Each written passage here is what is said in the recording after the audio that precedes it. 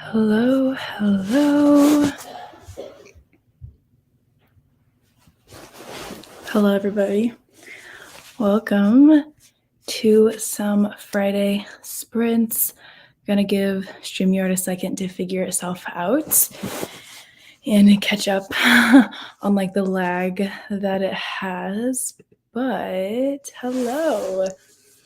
So excited to have a pretty much free rest of the day to hang out with y'all and get some reading done. I have no plans. It's 1 p.m. Eastern time right now. I just got home a little bit ago and don't think I have to do anything else tonight.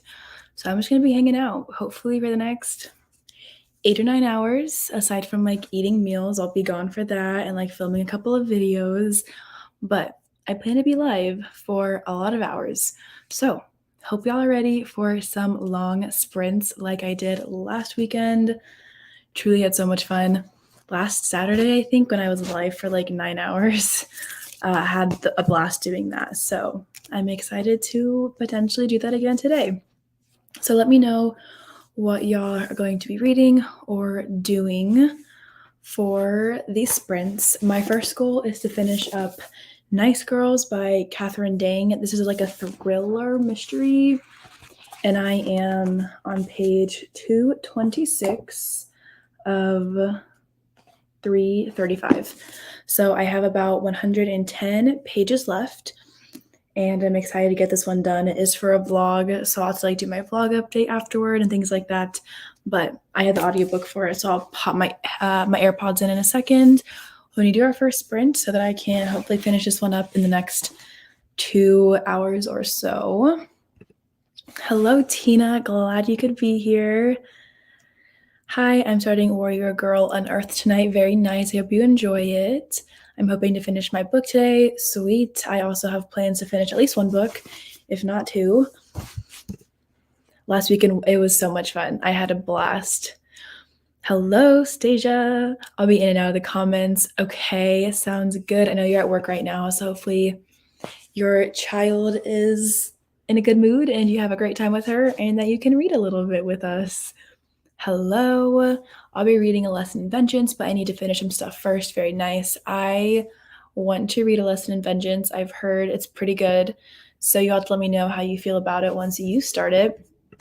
We're going to go ahead and do dice sprints because that's my favorite way to sprint, currently at least. So I'm going to go ahead and get a dice roller popped up here. Dice roller. Oops. And we will do our first sprint at 10 past. But okay, y'all. I don't even know where the button is. Here we go. 6. Okay, so we're going to be doing our first sprint for 30 minutes. So we'll start off kind of ease into things. Hopefully we get some longer ones in a little bit, but 30 minutes, solid way to start. I'll probably go grab a snack while we do this first sprint, but I'll read my audio or listen to my audiobook for Nice Girls. Your conflicting opinions, but so far I like it. That's good.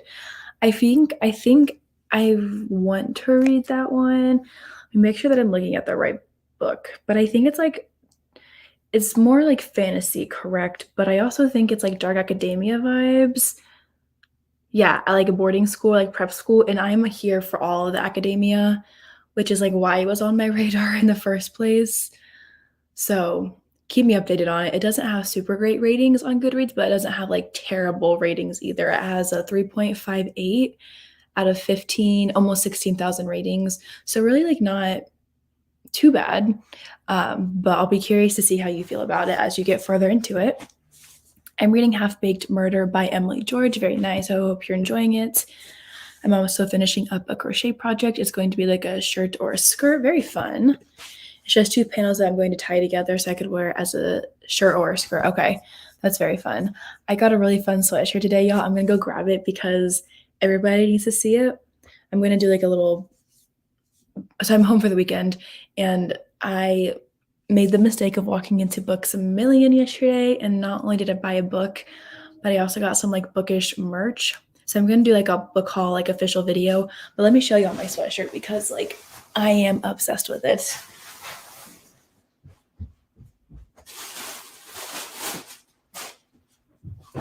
Okay, so I got I got this sweatshirt that says boys and books are better, and it just made me laugh. So I had to get it, and I fully plan to wear it out and about in public without shame. So there's that. I love Dark Academia, so I'm inclined to like it. Same here. That's why I wanted to read it in the first place. I am reading a book called Until You Set Me Free by D.M. Davis, which is a book I randomly downloaded whenever ago. LOL. Well, good for you for reading a backlisted book that you've had and like instead of just like letting it sit on your Kindle for 10 years, because that's what I would have done probably. That is what I do actually. So I'm proud of you. I mainly started it because it was short, but I am enjoying it. That's good at least. Hopefully you can finish it up today or tomorrow. Hello, Glenda. I'll be finishing up Chain Gang, All Stars, and starting a new book during the sprint. Very nice. I plan to be here for a lot of hours. So hopefully you're able to get a lot of reading done. Hello. That's so cool. The colors are really nice. Yeah, I kind of like it. Whoever the artist is for it, the artist is Pippi Post. Pippi Post. They also had a bunch of like bookmarks and stickers, so I got some of those too. But I'm gonna do like a full like bookish haul video. I'm probably gonna film it today at some point, so I'll have all those in that video, as well as like 3 books that two I ordered to be delivered here, and then one I picked up at Books A Million yesterday. So yay for spending money that I really did not need to spend, but it's fine. Okay, let me go ahead and get our first banner going. We'll go until 40. I'll probably be hopping in and out just because I'm gonna go grab some food most likely. But okay, perfect. I will go ahead and do lo-fi as well. So if you don't like music when you read, feel free to mute me. This is the 3rd StreamYard account that I have created recently because I've been going live so much, because like with the free StreamYard account, you have like a limit to like the number of hours you can go live a month. So this is my 3rd account. So I had to like restart everything and like pick my color palette and my like brand like theme, I guess. So like the way that like my header looks down here on the bottom, had to pick that back out and pick the color that I liked. So I don't have any banners except for this one that I just made. So I'll have to like keep making more as we start sprinting. But okay, it's 10 past now. So we'll go ahead and read for 30 minutes and I'll see y'all at 40 past.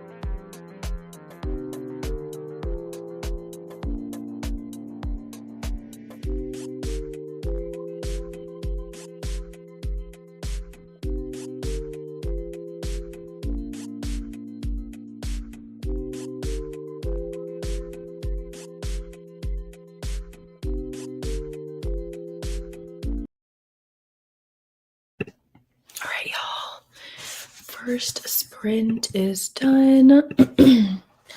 Let me know how you did. I got to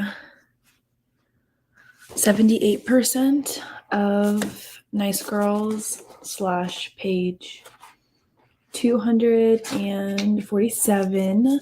So I'm getting to the end of it. Thank goodness. I'm enjoying it. I'm just like, it's always exciting to finish another book, you know? But yes, let me know how y'all did, and then I'll roll for our next sprint in a couple of minutes.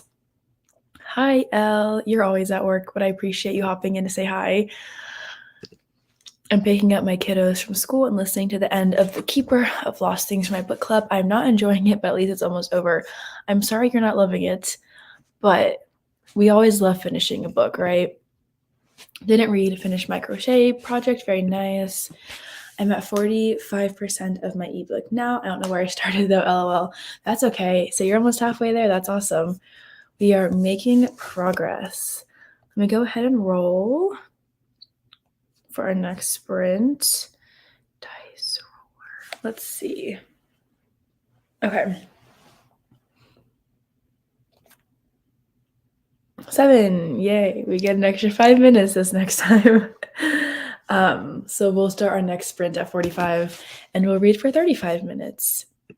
I haven't read yet, but I'm finished with other stuff now and can start. Yay. So excited. Read 8% of my book. Very nice. Hello. Welcome. I think I'm going to start Dawn of Onyx. Sweet. I hope you enjoy your pick. Okay, let me go ahead and get our banner ready to go. We're going to start at 45. We're going to read for 35 minutes. So we're going to be reading until 20. So like the more I do it, the more I do these sprints, I feel like the faster I'm able to do the math in my head about how long our next sprint is going for.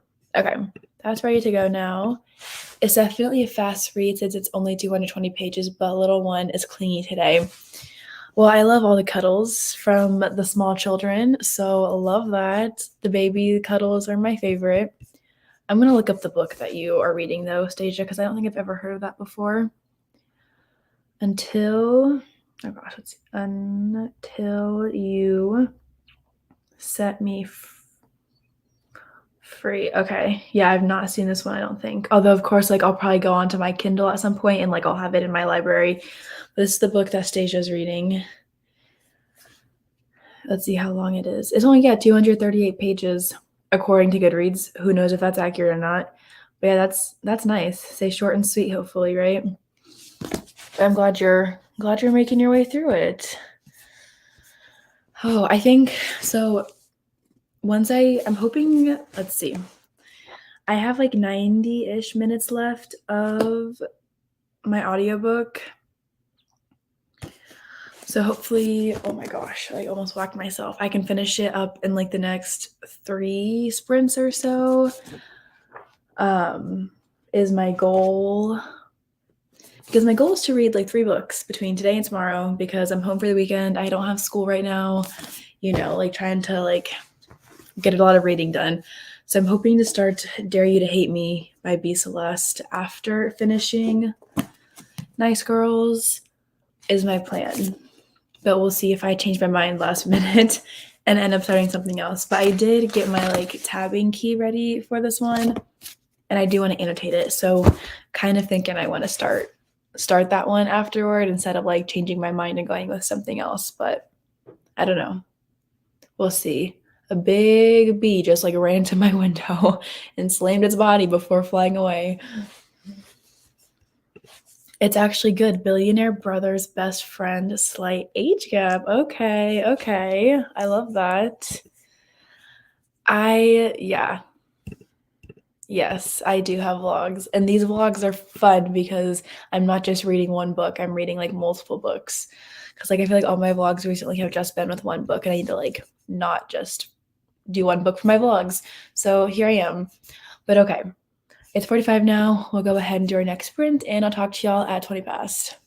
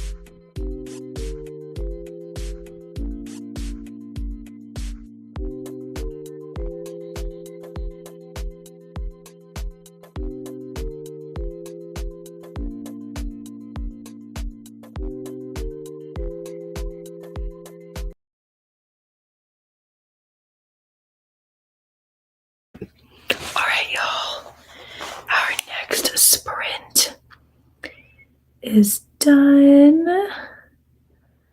Let me know how you did. I got to page 279 of my book, which I am really enjoying. Well, I am enjoying it. We'll see what happens at the very end. Definitely not like my favorite thriller. And like I'm kind of concerned about the main character, the narrator. Very, very unreliable. But yeah, we'll see how it ends. Sorry, y'all. I just got like an email about something that I need to. Here we go. Yes, let me know how y'all did. I'll roll for our next sprint in just a second. Let me check and see what this email notification was about, though. Text me.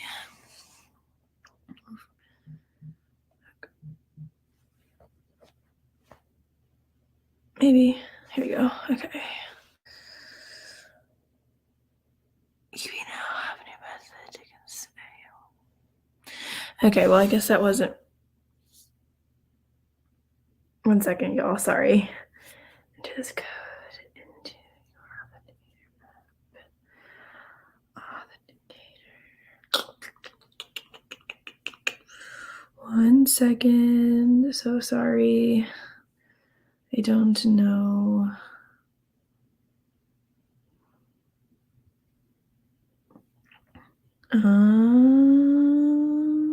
Wait. Okay, y'all. I'm sorry. I had to like do this thing where I like set up my my bank account. One second. I don't know what it's asking me to do. I will check this in a second. Okay, sorry. Let me know how y'all did. Hey, Sabrina. I hope you're able to hop back in here later and read with us. I forgot I have a union meeting this afternoon. I'll be back in an hour or so. If you're still on, we will be on. I know you're definitely not here anymore, but we will still be here in an hour for sure. Red 9%, very nice. I fed the little one lunch and got to 52%. Love that. In the next sprint, I need to do dishes. Telling y'all this in the fourth sprint. Okay, telling y'all this to hold me accountable. You got it. I read 8%, and as usual with dark academia, the story centers around privileged, haughty girls who read literary fiction and dress old-fashioned. Yeah, I mean, that's fair. Okay. Let me go ahead and roll really fast. Let me figure out first if I can. I don't know. Enter, here we go.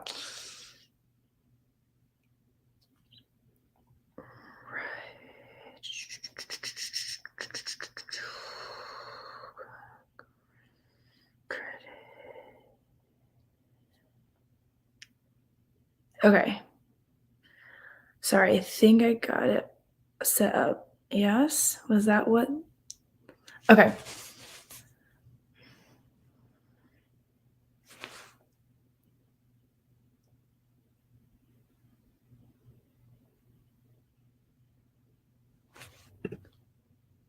Sorry, y'all. Got to page 282. Very nice. Hi, Diana. I am late but ready to sprint. We're so happy to have you here. Let me go ahead and roll really fast. Let me just make sure. I'm sorry, y'all. Okay, it's just. Okay. Anyway, whatever. All right. Okay, dice roller. That's what I'm doing now. Nope. Sorry. Okay, y'all. Okay, we're going for 35 minutes again. Yay. We'll go ahead and start in 5 minutes at 30. So we'll read until 5 past for the next sprint. You see how many pages I have left of my book. I'm liking it, but like also if I'm thinking like critically about it, I'm trying to figure out if this is like actually a good book or if it's just kind of like all over the place because it has. So this book is called Nice Girls. It's a thriller. It has a 3.16 rating on Goodreads, which is not that great. Like most people are not loving this one. And I am enjoying it, but I think when I finish it, I'm going to have to be like, okay, does this actually like make sense realistically or like logically? Because there's just like a lot going on and there's like these two very separate plot points that are happening. Like one is like why this girl, this is not a spoiler because it's like on the back of the book. Our main character was kicked out of an Ivy League school for getting into a fight with a freshman. She was like an RA and she attacked her, although the girl attacked her first. And then she like moves back home and her dad have a really bad relationship. But there's like these girls disappearing from her hometown. And we have these like we don't know until for a long time like why she like why exactly like she got into this fight with this girl, and we don't know why these disappearances are happening. But for some reason Mary, she's like in the middle and she's like has included herself into like the crime and is like trying to find the answers and like figure out like what happened to these girls. Like I don't know why. I don't know, like the mystery part is good, but like I don't know how she inserted herself into the situation and why. And like the information that she has is like not like super like solidifying, but like the police arrested somebody based off like her anonymous tip. And I'm just trying like she, I don't know, we're on a struggle bus here is all I'll say. Like I'm enjoying it like on the surface, but as like I kind of keep thinking about it right now, I'm like, is this actually like a good thriller? Like, does it actually make sense? Or are we like trying like a little too hard here? I don't know. Wait, 5 past. We're doing 35 minutes. Yeah, we rolled another 7. So we're going for 35 minutes again. So it'll be 5 past. Because I'm pretty sure the dice was 7. Yeah, the dice was a 7 again. No, B, you're so good. The sun just came out, so I'll probably go outside for a bit in the next sprint and listen to You're Invited. Let me know how you're feeling about that one. Are you reading it for a vlog? Because I know you talked about that. Like a book of the month vlog. I do need to read that one still though.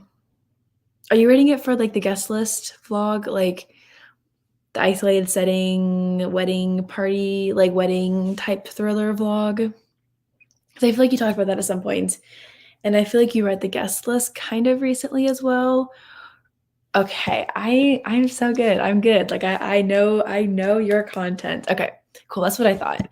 Love that for you. I hope you enjoy it. I hadn't like heard a ton about it once it actually came out. I was mostly just seeing things about it before it came out, I feel like, at least when like Book of the Month released it, and then also like advanced copies. So I hope you enjoy it. Granted, if I ever finish the vlog, you will. Oh, so the guest list is not for the same vlog. Okay. Gotcha. I would have loved to watch that, but that's okay. I also loved the guest list and you did not like it at all, so I probably would have just been sad the whole time. But I also read that book back in 2020 when I was like just getting into thrillers. So maybe if I reread it now, it's sitting, y'all can't see it, but like it's sitting right here on my shelf. Right there. I liked it, but that's okay that you didn't. I'll just be sad about it. Hello, welcome, welcome, welcome. I'll be reading If Only You. I started this morning and I'm already 100 pages in. Might be able to finish it today. Very nice. I almost read that book for like a book club that one of the indie bookstores that I live by like does every month, but I wasn't able to get around to it the month that they picked it, which is fine. But I hope you're enjoying it. I've heard good things. We are doing our next sprint. Will be for 35 minutes. It's 30 now, so I'll go ahead and put the banner up. Whoops. And we'll read for the next 35 minutes. So I'll talk to y'all at 5 past.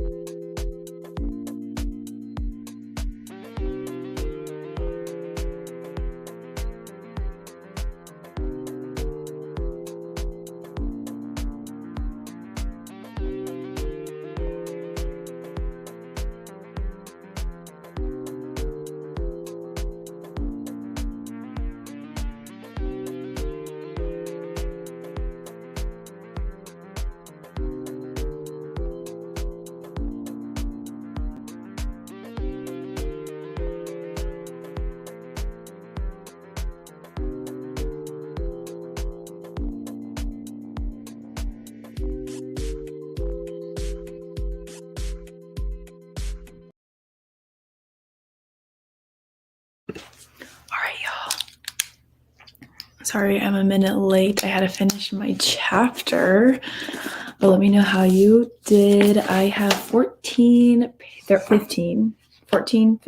don't know, pages left. 15 pages left of my book.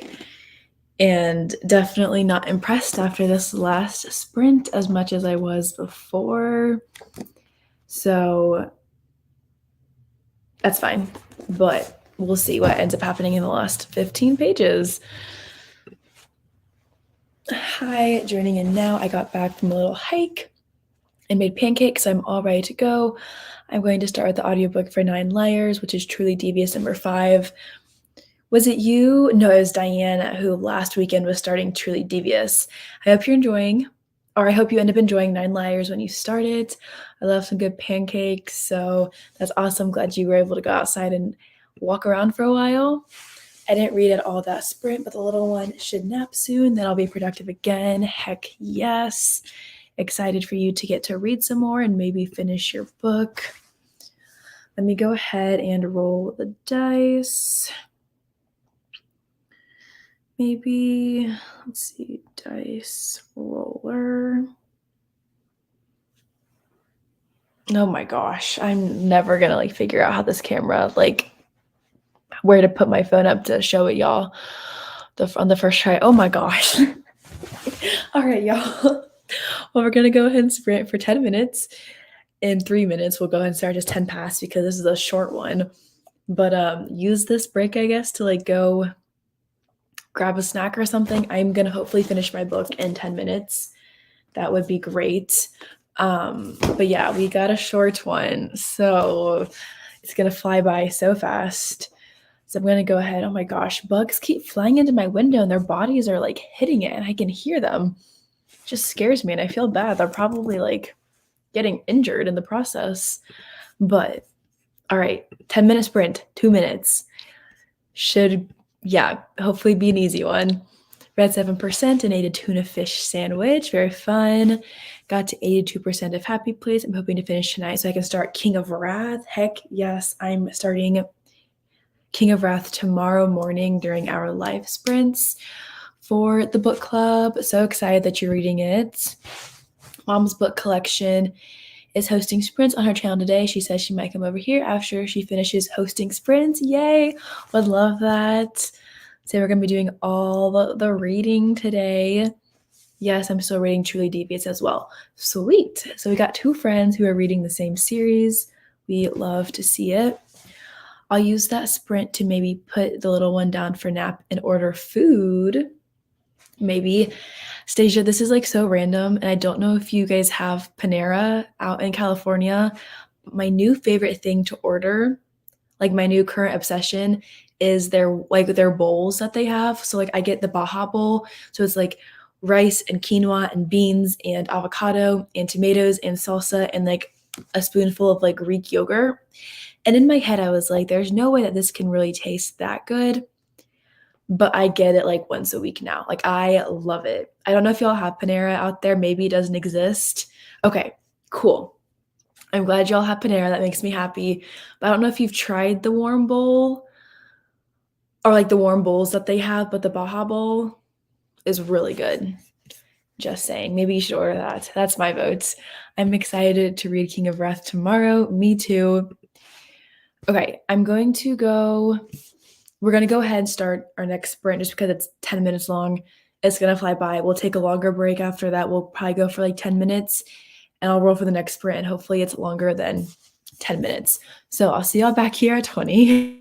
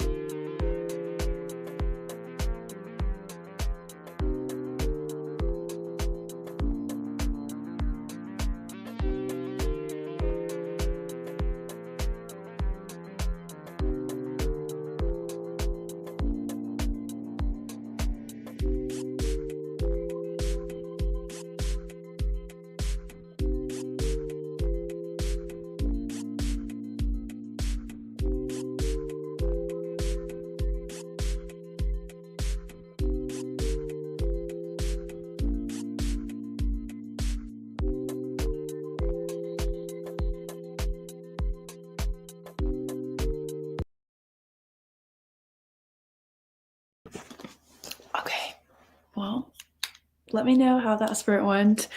I did not finish my book. Apparently 10 minutes is not long enough, but I do only have 5 pages left. So hopefully I'll finish it during the last sprint and move on to something else. But let me know if you were able to read any pages during that sprint, and I'll roll in a second for our next one. Okay, here we go. So far, I do not know why people dislike A Lesson in Vengeance. I like the literary aspect and the question of how much the witch trials were based on misogyny and if classic horror literature was in conversation with that. All right, Mika, you have convinced me to go place a hold on this book at my library because all of that is stuff that I'm very interested in reading. I might just do the audiobook, but that I want to read it now. Aha, and it's available from my library on Libby. So yay, let me go ahead and borrow both the ebook and the audiobook because why not? Will I actually read it at some point soon? Maybe, maybe not, who knows. But definitely sounds like something I'm interested in, even more so than like just the Dark Academia that I knew about. So we're gonna download it. That equals the societal dynamic. Lanson likes the warm bowls. I usually get pizza or sandwich. I used to get like the broccoli cheddar soup and grilled cheese, but I was babysitting one night a couple weeks ago and I was like, I kind of want to try something new. I'm not really in the mood for a grilled cheese and soup. And I got the warm bowl and I have not gone back since then. Is that the one with Katie Robert? I love Katie Robert. It's definitely not a Katie Robert book, but she's my queen. Love Katie. Read 3%, read 4%, but hey, the book still might go to sheet. Who knows? I mean, that's totally fair. You never know. I feel like that's kind of how this one went for me in the end. I was really enjoying it. But as I continued to think about it, and the last couple of chapters have just been not great. So, like the ending, you know, how that classic like thriller plot twist, not a huge fan. So, I get it. I'm back. I started Hell Followed with this morning, so continuing with that. Very nice. Well, that was a pivotal 10 minutes. I'm glad it was pivotal for you. That's great. I just wanted to finish my book, but you know, it's fine. Maybe the next one. I'm halfway through Lesson in Vengeance. I haven't heard anyone else's opinions on it, but liking it so far. Well, look at that. We have 2 people reading A Lesson in Vengeance. Love that. I looked up Panera that round and they deliver here, but I didn't get anything. You should. You should. Panera is great. Okay, y'all. Let's go ahead and roll for our next sprint because that last one, for me at least, it was just sad. Like I didn't even get done what I wanted to get done. But it's fine. Oh, that is not what I wanted to do.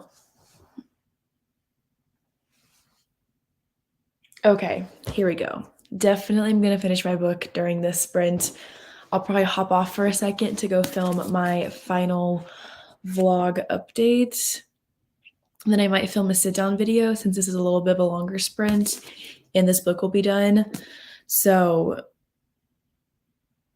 yeah, 40 minutes for the next sprint, y'all. Not bad at all. We'll go ahead and start at 30. Fingers crossed I can keep myself talking for the next 6 minutes by myself, but we'll read until 10 when that sprint starts.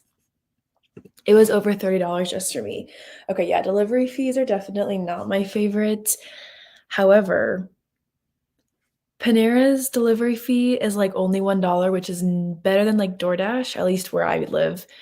But they do up the prices of their food a little bit, and you have to like pay the tip for the driver. So that is fair. It is expensive to deliver sometimes. Hoping for 60. Yeah, we didn't quite get to 60 minutes, but 40 minutes, we'll take it, right? Especially after 10-minute sprint and 25-minute sprint, or however long we've been sprinting. Not super long, so we'll take a 40-minute. Hopefully I can finish my book in the sprint after this one.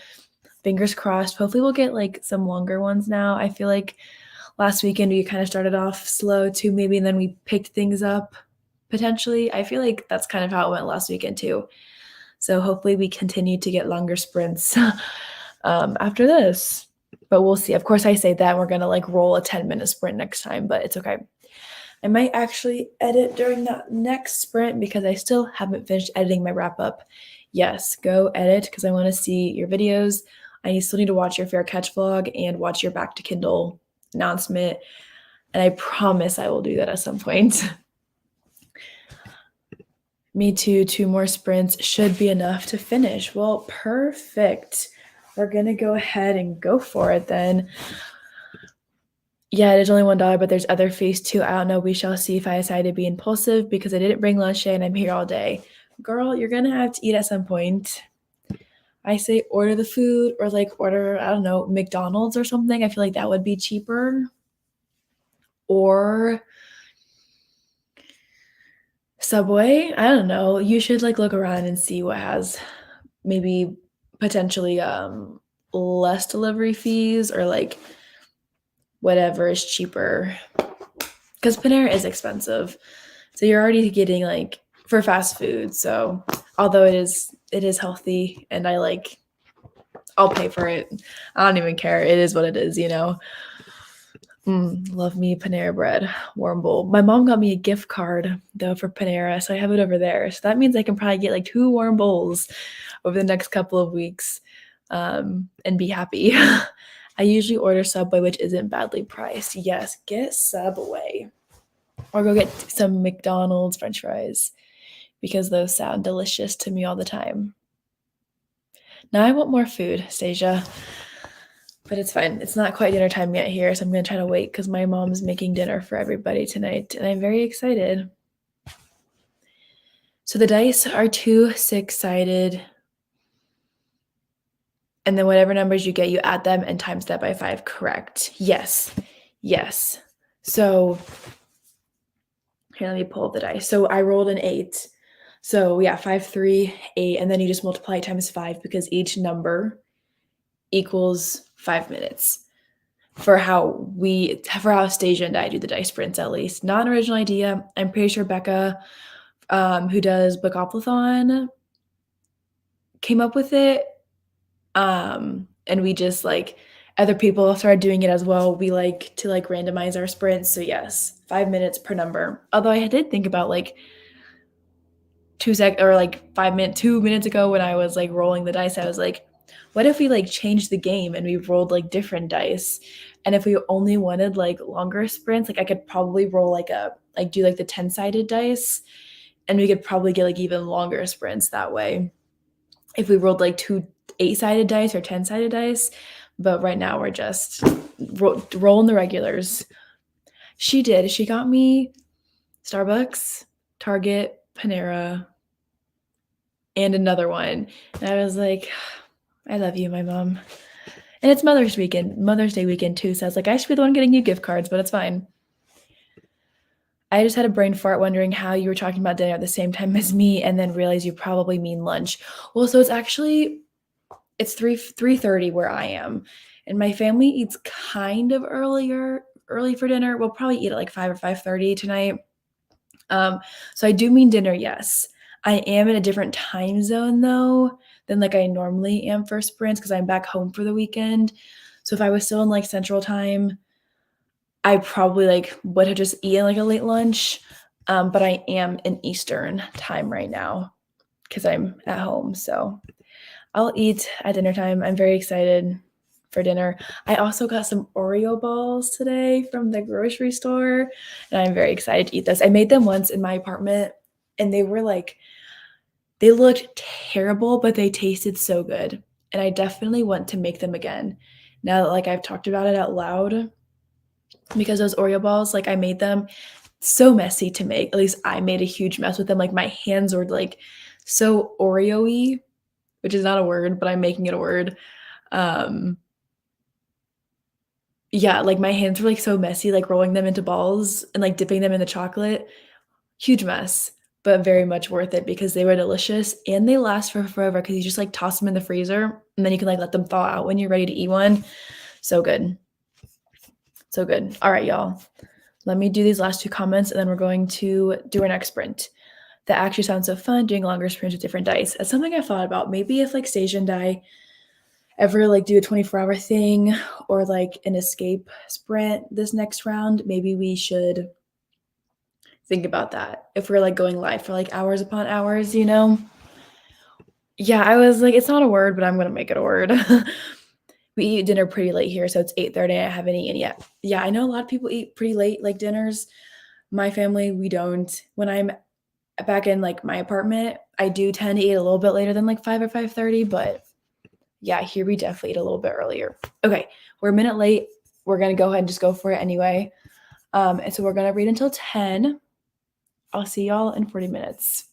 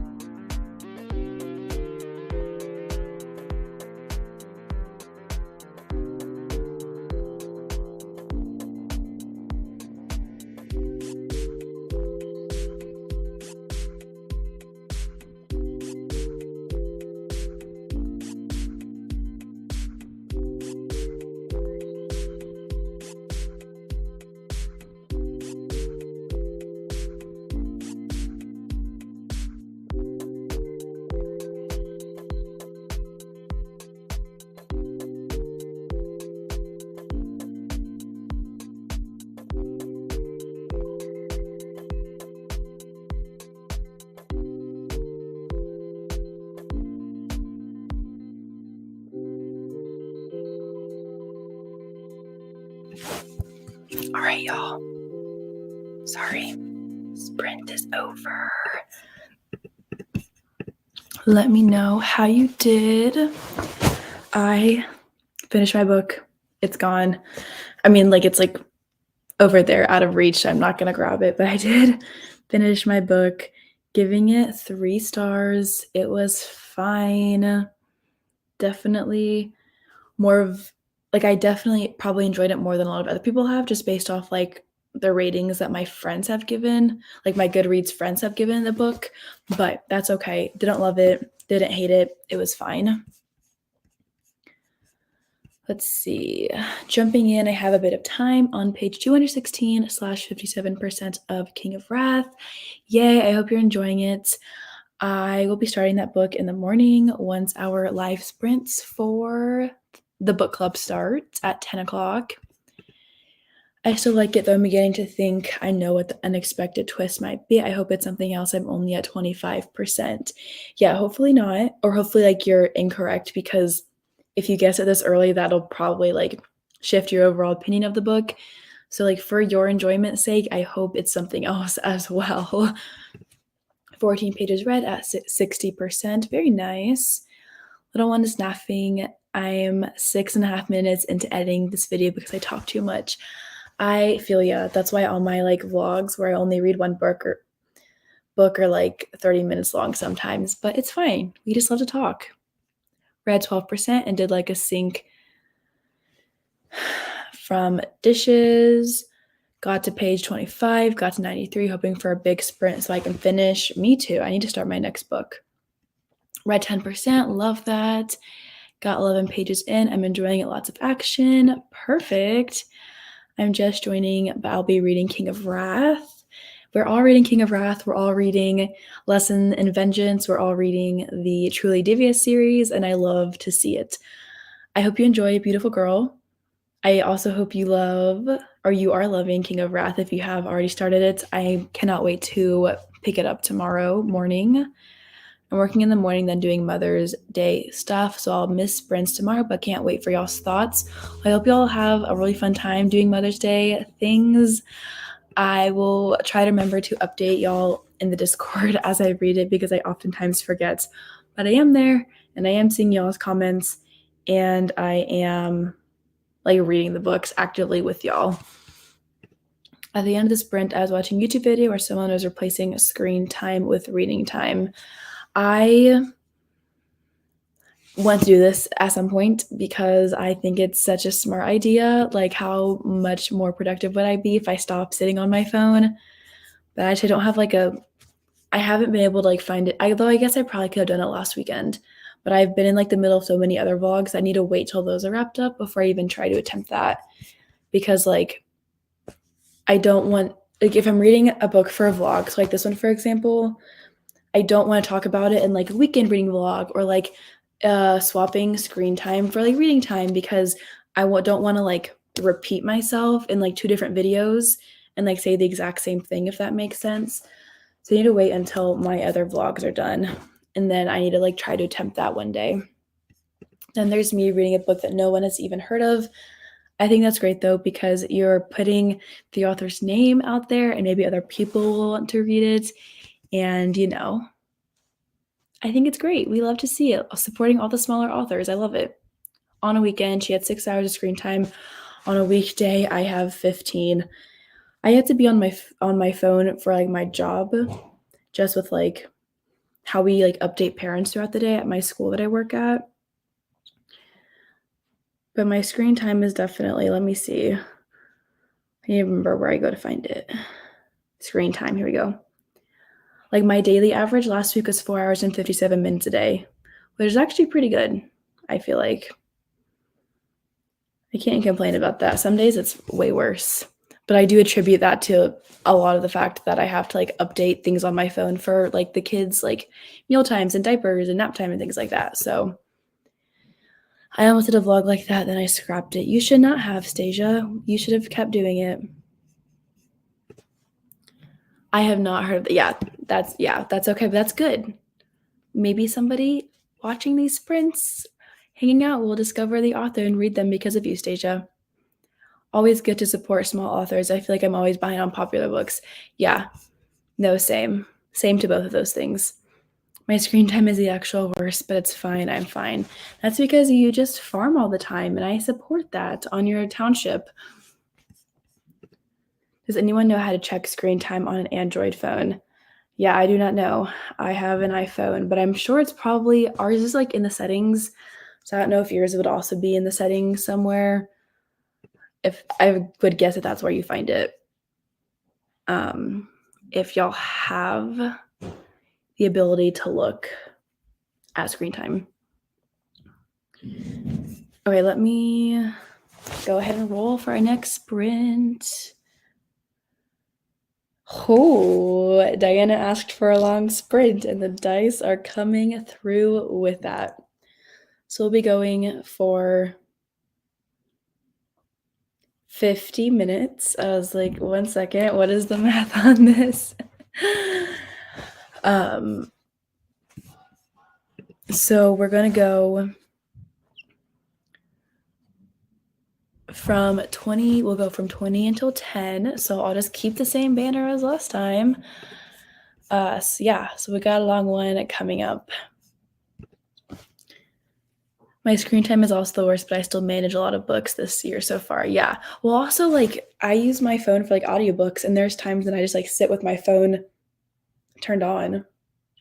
So, like, I'm sure that also counts. So, like, we can still be like reading and being on our phones, especially for those of y'all who like read on your phone sometimes, you know? Yeah, no, that's same for me. I feel like in my wrap-ups, I really talk about super popular books, but that's good, Stasia. Like, yes, the hype books, great. I follow the hype. I love the hype too.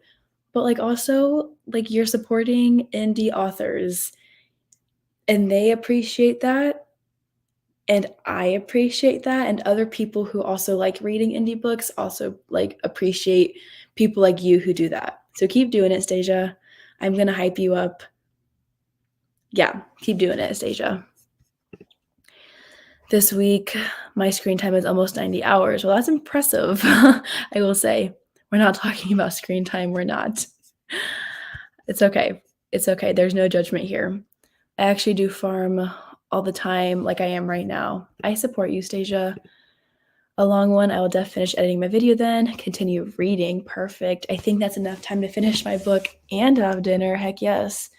This will be my last sprint until I get home since it's so long.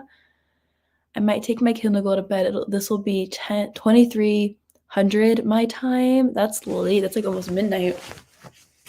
Good for you for staying up, though. The reading in bed often means Kindle in my face. Yeah.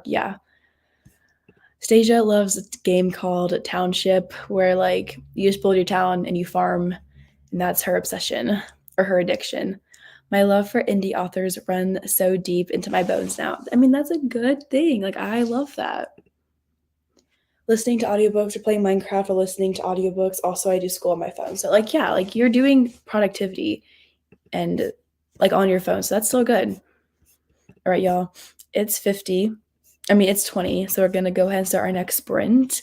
Probably after this next one, we're going to do like a super long sprint just because I'm sure dinner will be ready soon. I'm not sure how long that will take. So I might just go ahead and like pick like an hour long sprint, an hour and 15, just so like I can make sure that I'm back in time for that sprint to end. But I'll let y'all know more at the end of the sprint. But I'll see y'all in 50 minutes.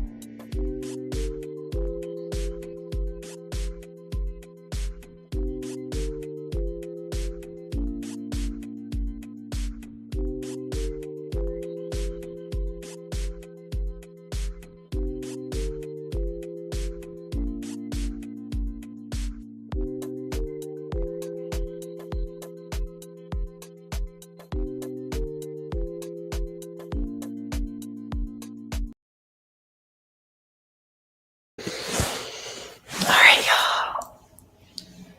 That was like a really fast 50 minutes, I feel like, but it's 10 past, and my banner said to read until 10, so here we are. Let me know how you did. I started a new book. I am reading Dare You to Hate Me by B. Celeste for a vlog, and I got to page 26. So it's taken me a little bit to like get into the book, but I think I should be able to read it a little bit faster now that I like kind of read a couple chapters, have gone into it. I am tabbing this one. I don't know if y'all can see the tabs because they're not sticking out of the book super far, but I am also annotating it. I only have one thing underlined so far though, and I'm very curious to keep reading and find out more. Just got home at 30, reading King of Wrath at 59%. We are all reading that book right now, and I love it. I love it. I think I'll be hopping off to go to my son's lacrosse game. Have a great evening. You're definitely gone now, but thank you so much for joining us, Jen. I'm back. I got distracted with social media, and now I'm making dinner. I'm 40% through, if only you. Love that. Welcome back. Got to page 251/66%. I finished editing my video, so that's uploading now. Heck yes. So excited to watch it, Stasia. Finished Half-Baked Murder exactly when the sprint ended, 4.5 stars. That's amazing. That's such a good rating. I love that. I'm going to go mark it as read on Goodreads. Very nice. Got to 36%. I forgot how quickly these books go. Also finished some laundry and cleaned up a little bit. Very nice. Random, but what pen did you use on the back of your tabs? Because I always try to write on the back of it and it wipes off. So this, I just use Sharpie because like it can't bleed through like this plastic thing. And then for this, I just used a Sharpie pen because again, it doesn't bleed through the tabs. Like there's no, oh my gosh, I don't even know what there's no like ink from the Sharpie on the page. So like I just use the Sharpie, to be honest. That's like the only thing that I found that has stuck when it comes to like writing on the back of these though. It doesn't come off. So that's what I use. Finished Happy Place. I don't fully know how I feel yet. Definitely didn't like it as much as Book Lovers or Beach Read, but I think I liked it better than People We Meet on Vacation, which I didn't really like. Interesting. I have not read it yet. I also have not read Book Lovers, but I did read Beach Read and People We Meet on Vacation. I think both of those were 5 stars for me, but I'm very nervous to continue reading Emily Henry stuff. Although everybody else like seems to like love them, I just don't read like a ton of. I read contemporary a lot, but like my style of contemporary is different now than like what Emily Henry seems to write. But also like Beach Read definitely made me cry, and I do like to cry. So maybe I do need to like go back and read Book Lovers and then read her new one. But let me know when you come up with a final rating because I'm definitely curious. Everybody seems to just like obsess over her. Got a 65%. Yes, I use a Sharpie pen on 2 on tabs. Yeah. Yes, Sharpies. Sharpies are the way to go. Got to page 303, 83% of my book. I'm close to the end. Yes, you are. Hopefully you'll get there during these sprints if you continue to hang out. Got to 32% and now have 2 different theories. That's always so fun, like playing detective. I love that. Okay, so dinner is almost ready. One second. You get People We Meet on Vacation 5 stars. I'm shook. I still need Happy Place and Book Lovers, but I need to get them in hardcover. People We Meet on Vacation is the Friends to Lovers book, right? I'm pretty sure I only gave that book 5 stars because I cried during it. Well, let me look it up. I remember reading it in our old apartment. We meet on... Yeah, I gave it 5 stars, and I'm pretty sure it's because I cried. And yeah, I was pleasantly surprised with that one, to be honest. This one is a little intense, and it deals a lot with friendship, not just romance, and it hit a little close to home for me. Definitely cried. I do like crying in my book, so maybe I need to check it out. We are making, or my mom is making, not me, salmon and rice and veggies, and I'm very excited. Her salmon is like one of my favorite meals for like her home cooking, so I'm very excited. Watched part of an episode of Yellow Jackets in that sprint. Very fun.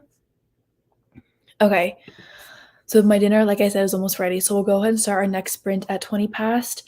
We'll go ahead and start, like, we'll just do an hour sprint to start with. But if I need to change that for whatever reason, I'll go ahead and just like edit the banner during these sprints. But we'll just go ahead and plan to read for an hour. Hopefully that should give me enough time to eat. We aren't really like that exciting. But we'll go ahead and just do an hour-long sprint, and then we'll go back to our regular dice sprint afterward. But we'll start that at 20 past. Yeah. My issues with People We Meet on Vacation is the premise, because that book could have been 15 pages long with one conversation. Okay, that is very true. You are not wrong. The miscommunication / like lack of communication trope definitely tends to tick me off. But I think it was the fact that like I went into it with low expectations, not because I don't like Emily Henry, but because the friends to lovers trope, I used to like very much like be against it, just because I used to think that it was so boring. But as I have grown in my reading and my tastes in books, the friends to lovers trope is actually very good. And that was one of the first books that I read with the friends to lovers trope and like enjoyed. And I cried during it. So like there is that too. My emotions always very much play a part in my rating. But spent some of the time outside because the fire alarm kept going off. I'm like, wow, that's in your block of flats. Wow, that's annoying. My very first year of college, I lived in the dorm. I lived in one dorm. I obviously only lived in one dorm on campus, but it was the one dorm that had terrible fire alarm system. So like we would like have to go outside at like 2 a.m. some nights because somebody was dumb and set the fire alarm off for like the most silly like things, like burning something or cooking something too long in the microwave, or like plugging something into like an outlet for too long. It was terrible. So we never lived in that dorm again, but I understand, and that's really annoying. I'll catch you if you're still on when I get home. It sounds good. I'm sure I will be. I plan to go probably until like 9 or 10 o'clock tonight in Eastern time, so I'll probably still be here. I'll go back to reading for the next sprint. I don't remember it, Stasia. Like that was, I read it in, one second, I pulled it up. I read it in 2021 in December. I read it in less than 24 hours, apparently, according to Goodreads. All I remember is giving it 5 stars. Like, I don't know why, but I was definitely crying over it. But I really don't remember the plot. All I know is that they went on a bunch of trips or something like that. My next read has to be a cozy mystery with blue on the cover for a book scavenger hunt I'm participating in. That's exciting. I hope you're able to find a good blue book. Spaghetti's done. Time to eat. Happy eating. I love some good spaghetti. Friends to Lovers is amazing, but People We Meet on Vacation was not my favorite book with it. I have better facts for Friends to Lovers. Friends to Lovers is still very much not my favorite trope. It probably is not even in my top 5, but I do have an appreciation for it now. I'm still just here for like all the enemies to lovers. It's so unrealistic, I feel like, in real life, but enemies to lovers is where it's at for me. Expectations messed me up with that one because I was very hyped up. I've been pondering a reread because I do feel like my opinion could be changed. Yeah, I feel like all of Emily's stuff has been so hyped, especially since Beach Read first released, which is probably why, I don't know, I love the hype. Like, I love the hype. But also I get scared because I'm like, what if my expectations don't live up to the book? And then I'm just like sad, you know? So it's probably why I haven't read Book Lovers. Although I did own it for a minute. But maybe I'll listen to the audiobook at some point. People We Meet on Vacation by Emily Henry. I struggle with Emily Henry's writing. They're slow. I don't have any connection or reason to root for the couple. The issues they have could have been solved so much sooner. I definitely agree with a lot of that on People We Meet on Vacation. The communication thing was definitely not there. Beach Read also kind of too, if I'm remembering it correctly. I definitely agree with that. I'm just here for when I cry. Like if a book makes me cry, 5 stars. Like there's no, like, I cry for like everything though. So I guess I don't give everything 5 stars because I'm actually very like strict with my ratings, but like if a book makes me cry, it's a lot more likely to get 5 stars, even if it wasn't like super great, if that makes sense. Like, and also when I read Beach Read and People We Meet on Vacation, that was like early on in my getting back into reading like time. And it was probably like during COVID too. So like I was just reading so much, and I feel like my rating system back then was like a lot more lax than it is now. So I was probably giving books 5 stars a lot more back then. Which I say like back then, and that was like 2 or 3 years ago. I don't remember when I read Beach Read, but I think no, it was my friend from college and we read Beach Read together, and she also gave it 5 stars. I don't know. My brain is just like a mess. I probably change my mind like every other day. If I reread People We Meet on Vacation now, I probably would not give it 5 stars. But at the time, I was emotional, and so it got 5 stars. Okay, this I'm writing this down right now actually because I have read several recently that do not have third act breakups, and it makes me like so happy because I do not like them. But I one that I would recommend. Well, I'll just do a video for it because Rex with no third act breakups, because this is really like this is necessary. I'm tired of reading the third act breakups. We don't need them anymore. Top 3 friends to lovers Rex, go. We're gonna start our sprint at 25, and we'll read it until 25, just so y'all know. I'm gonna go ahead and push it back because why not? Let's see. Oh my gosh, y'all are like really chatting here while I'm just like blabbering on about Emily Henry, but it's fine. Always Mine by Laura Pavlov, Blame It on the Vodka by Fiona Cole, Two Fights by Nikki Castle. I've read one of those, Deja, because you told me to. Blame It on the Vodka, I'm so nervous about because after my second Fiona Cole book, yeah. Sorry, my mom called me. I do need to go in like 3 minutes though. I'll read the other two someday though. I did not love the second book that I read by Fiona Cole, though I was so bad at the end of it. But you do talk about that book a lot, so I do need to give it a try. Yeah, no, that's okay. Totally get what you mean. I don't think Happy Place would be for you because all these issues are present. That's good to know for sure.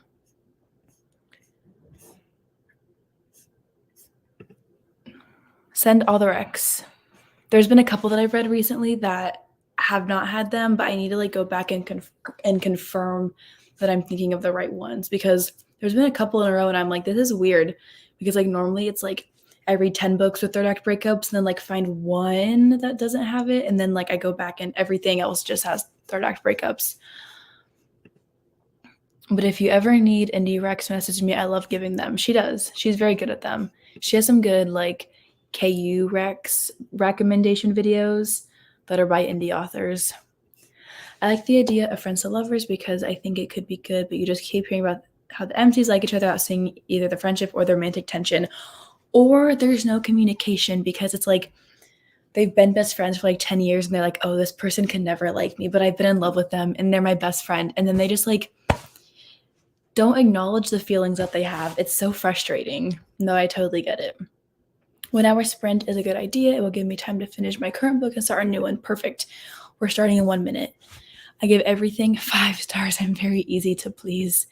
I'm still getting into indie romances. I'm a little picky with them, but some really do hit hard. I am crying for like all these indie romances that I read. So they're very good. Like there are so many really good ones.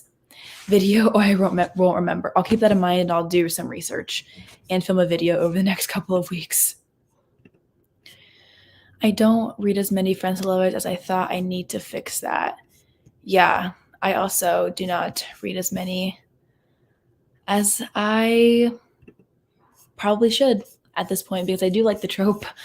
Yeah, enemies to lovers, top tier, always. All right, y'all.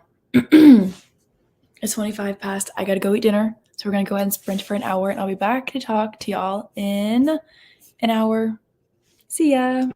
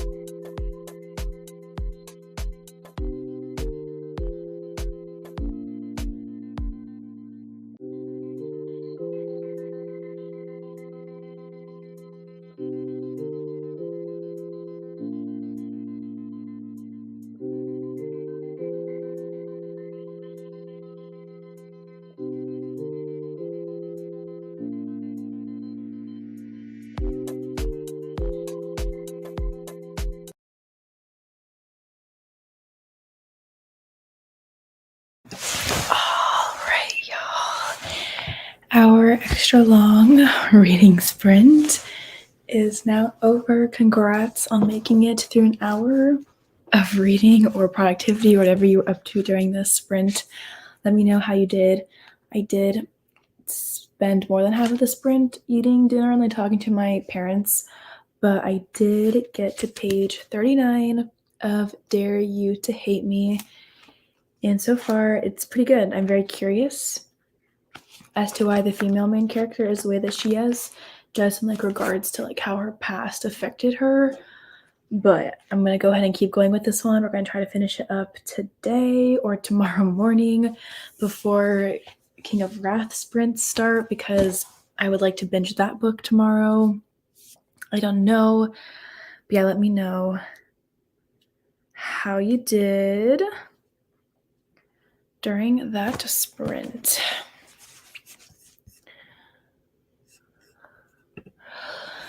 Say hello, thanks for hosting. I'm joining with A Court of Wings and a Ruin. I hope you enjoy it. I really enjoyed the ACOTAR series. Watched YouTube and had some snacks, very fun. The last couple minutes started looking for the next book that I'm going to read. Hope you find a good one. Finished the rest of the Yellow Jackets episode. I read 9%, very fun. I'm glad you're able to watch a little bit of a show too. Definitely a nice little break from reading. Got to 56% and have been doing some gardening. Hope your dinner was good. It was delicious. Thank you for asking. Gardening sounds so fun. I hope it's nice where you are right now, like weather-wise. One of my theories seems to solidify, though the novel just took an unexpected turn. Interesting. I hope it still is living up to your hopes. Joined super late, but I'm currently at 87% of Tools of Engagement, hoping to finish it today and start my next book. You're honestly like here at a great time. We're going to be going for probably 3 more hours or so is my current goal, 3-ish hours. So yeah, I definitely think you can finish your book in that time. Thanks for joining. I really enjoyed Tools of Engagement when I read it probably back in 2020, but I had a good time with that one. Didn't read at all, just watched How to Lose a Guy in 10 Days. Honestly, I support that. Take a break from reading. I love that. So I'm glad you were able to still do something kind of fun during that sprint. Let me go ahead. We'll go ahead and like break until 35, but I'll go ahead and roll just so we know what to expect for our next sprint. Okay, so we'll go a little bit shorter for the next one. We'll go until 35, and we'll start at 35 past. Or 25 till, I guess. I don't know, however you calculate time. So we'll read until 10 past. Yeah, does that sound right? Okay, 10 past. Perfect. Okay. Yeah, y'all, it's 6:30 here, but I've got no plans for the rest of the night, as it tends to be when I'm at home. So my goal is to finish this book. My hopes have been to read 3 books while I'm home for this weekend. So I just finished my first one during these sprints a couple hours ago, but I would like to finish this book tonight as well, just because I want to focus on King of Wrath tomorrow during our sprints and potentially binge that whole book in a day. But we'll see. This book is only 329 pages long. I'm on page 39, so I've got 300 pages left. A little bit less than that. But I'm hoping, now that I'm more into it, I've got 290 pages left. I'm hoping that now that I'm into it, hopefully, I'll fly through a little bit faster. I'm hoping to get to 75%-ish. I need to finish this brick tomorrow so I can avoid traveling with it. That is so fair. ACOMAF and ACOWAR are super big books, but Silver Flames is even bigger. So I don't know if you plan to read that one after finishing the original trilogy plus novella. But yeah, I totally understand that because that book is a chunk. I don't know whether to go back to Rewind. I don't know whether to go back to Truly Devious or start King of Wrath. How far are you into Truly Devious? Because if you're 50%, I would say go for it and finish that first and just knock it out. But if you're like 15 or 20% into it, I would say you should start King of Wrath. That's my vote for you. I'm so excited to read King of Wrath. I've read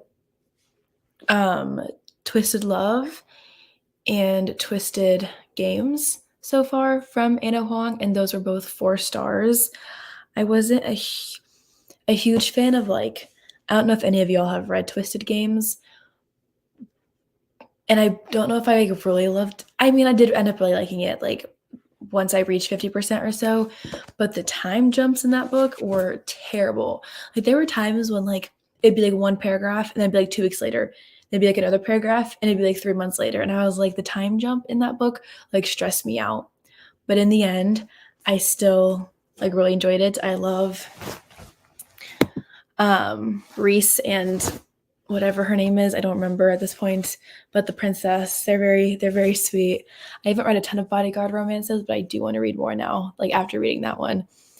I'm planning to read them all. I'm late to the SJM hype. That's totally okay. I was also pretty late, I would say, by the time I like got hooked on the series, because I read Crescent City last year. I feel like I might have reread the whole ACOTAR series last year too, and then like read Silver Flames. But I definitely read Crescent City last year. I will never read the Throne of Glass series. I just can't make that type of commitment. But ACOTAR, definitely good.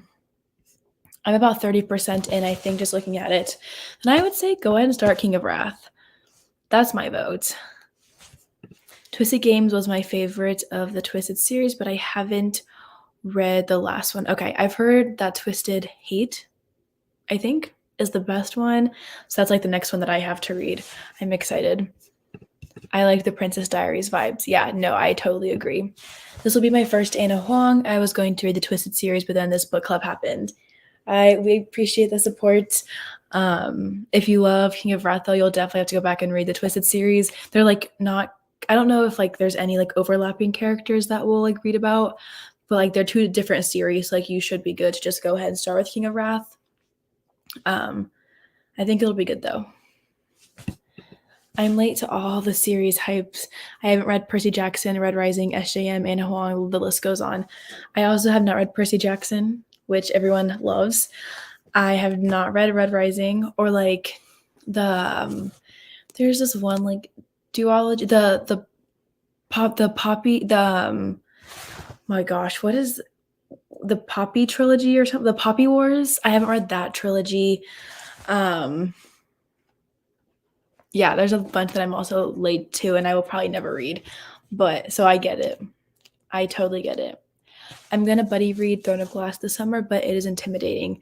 It is. I mean, like the last book is like 980 pages long or something like that. My friend Bailey was reading it on sprints last weekend, and I was like, "Good luck, girl," because it cannot be me. And she was like, "Yeah, it's definitely a lot." I'm excited about it. I am too. I think it's gonna be so much fun.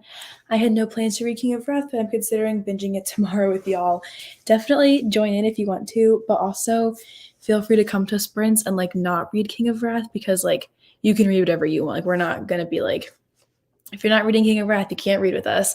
Like feel free to read whatever you want. But also if you want to binge a romance, come hang out.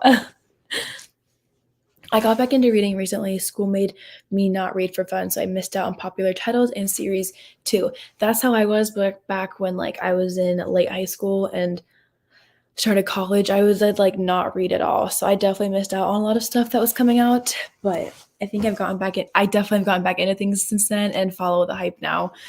But still, there's so many books that get published. Like there's no way, and like I totally accept this, that I will ever read all the books that are so hyped, because there's just too many that come out. I heard Poppy Wars is soul crushing. I've also heard that. I need to read more of the Scythe series by Neil Shusterman. I have the first one and the second one, Thunderhead. I do want to read that trilogy, I will say. It sounds very much like up my alley with the whole thing about like dystopian world and like the assassins or whatever that they are, and like, yeah, that sounds very much like something that I would be interested in. But it's so hard for me to commit to series that aren't companion novels, because like I those types of commitments are just hard for me, but it's fine. All right, y'all, it's 35, so we'll go ahead and do our next sprint, and we'll be reading until 10 past, and we'll chat some more after that.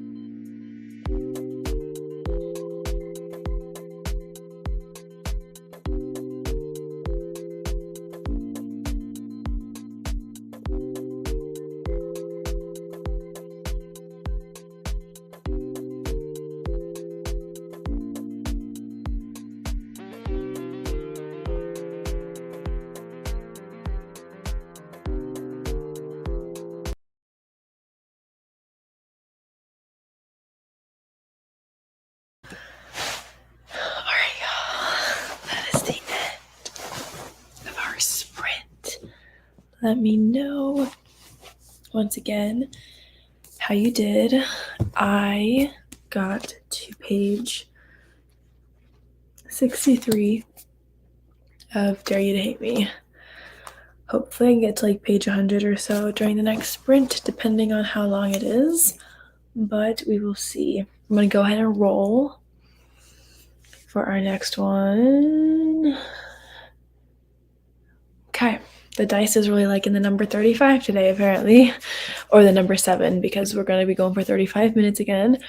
We'll start at 15 past, so we'll read until 50.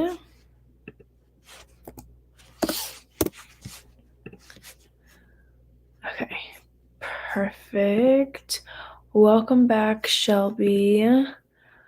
I had a similar journey with getting back into reading. I spent years reading what I thought I was supposed to and amounting to like a book a year. When I started reading what I actually like, I jumped to 100/120 books per year. Yeah, it's very fun to see how much you like, not even just like want to read, like how much like, I don't know, like it's so motivating when you realize that like you know what you like to read and you're not ashamed of that anymore, and you just like read those books. I felt that way about just like romance. Sorry, my voice is like getting scratchy for some reason. Like I felt that way about romance for a long time, but now I like don't even care. I love me some good romance, and I'm gonna read it. But yeah, let me know how y'all did. It's 7:15 here. Getting a little bit tired, I think. Trying not to, but kind of am. But it's fine. Oh.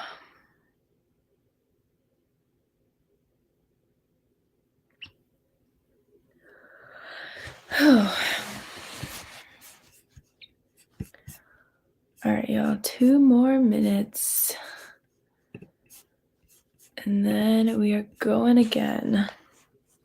I highly doubt I'll make it to page 100 during the sprint, unless I can like average a page a minute, which I haven't done yet for this book. So we'll see, I guess.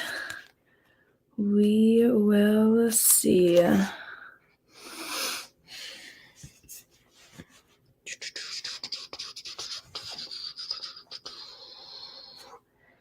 Kind of thinking that after this next sprint, depending on the length of the next sprint, so like, or I guess just like the next sprint after this current upcoming one, that'll be our last sprint.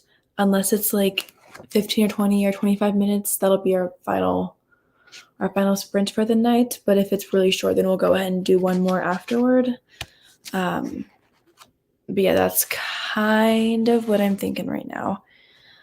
It's not like super late here, but I do want to get ready for bed and just like lay down and read my book for a little bit. So, which I always feel weird about doing on live streams. So yeah, that's the current plan. Yeah, and we will see. So go ahead and get the banner back up. 20 plus 30. Yeah, okay. I always get confused on my math. Gotta make sure that it's correct.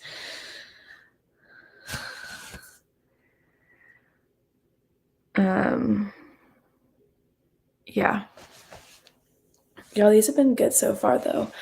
I feel like I've been pretty productive overall. So that's very exciting. Okay, it is 15 past, so we'll go ahead and start our next sprint, and I'll see y'all in 35 minutes.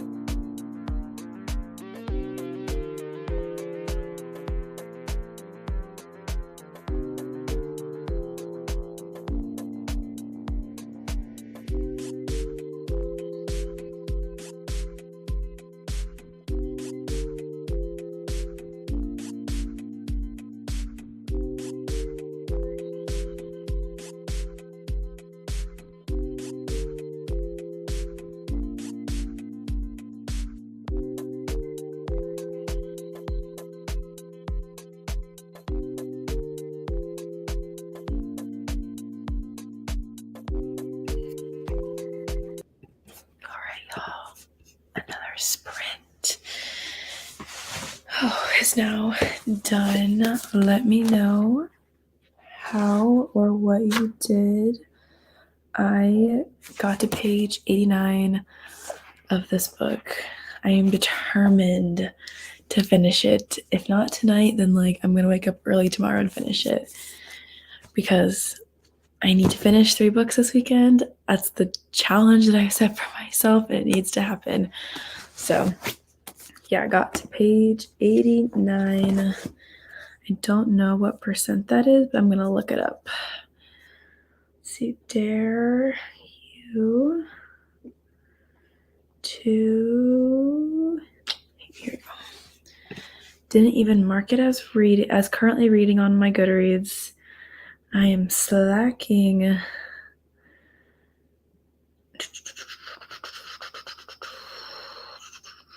Okay, perfect. Let's see, page 89 is 22% through the book. So I'm getting there. And actually, this book is not, this says that the paperback is 392 pages, when it's not. This edition is 329 pages. So really, I should be even farther.